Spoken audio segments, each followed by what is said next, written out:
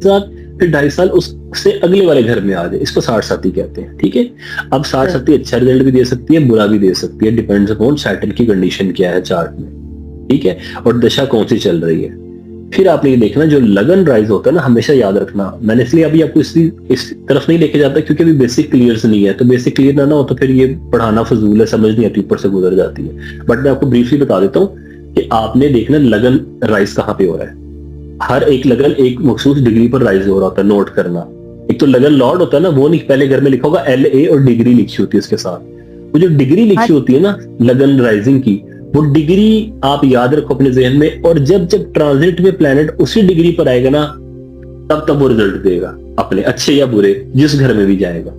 तो 60-30 भी उसी तरह रिजल्ट देती है। मिसाल के तौर पर लगन किसी का 6 डिग्री पर राइज हो रहा है, 60-30 शुरू हो गई, पहले 2.5 साल है, तो सैटर्न जब 6 डिग्री पर आएगा ना जितने अरसे के लिए, वो